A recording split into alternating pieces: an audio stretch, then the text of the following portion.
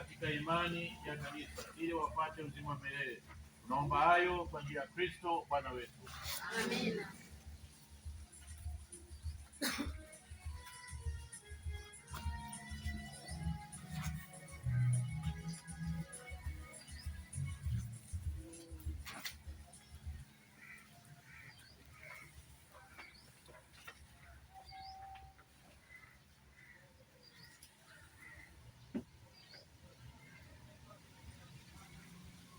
Nawauliza, je, mwamkataa shetani?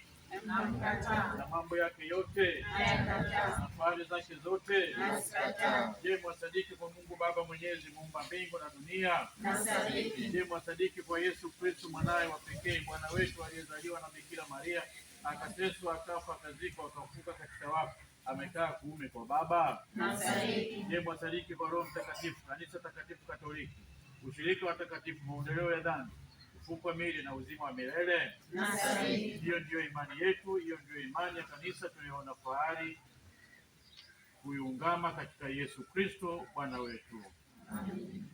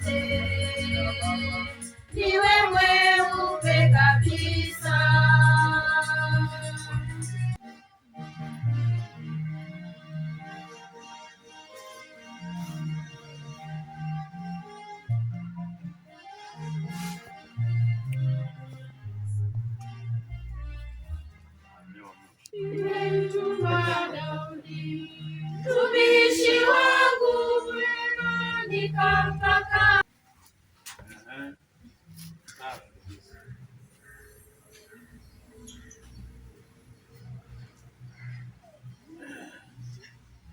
Ndugu wapendwa, mmekuwa sasa viumbe vipya na kumvaa Kristo, nguo nyeupe, hiyo ishara ya cheo chenu, nanyi mkisaidiwa kwa maneno na mifano ya jirani zenu, mkafikishe safi katika uzima wa milele mbinguni.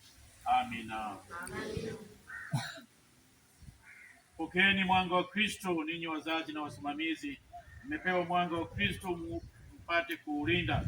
Mwasaidie watoto hao watembee daima kama watoto wa nuru, wadumu katika imani, na hivyo mwisho huko mbinguni watoto hao pamoja na watakatifu wote waweze kumlaki Bwana. Bwana Yesu aliwafanya wazee wasikie na bubu waseme. Ujalie uweze kusikia kwa masikio neno lake na kuungama kwa mdomo imani ya Kikristo, kwa sifa na utukufu wa Mungu Baba.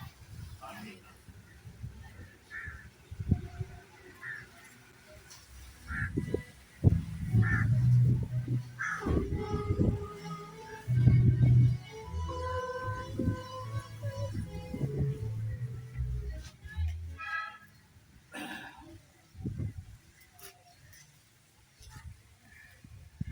Ndugu zangu, watoto hao waliozaliwa upya kwa ubatizo sasa wanaitwa watoto wa Mungu, nao kweli ni watoto wa Mungu sawa na sisi.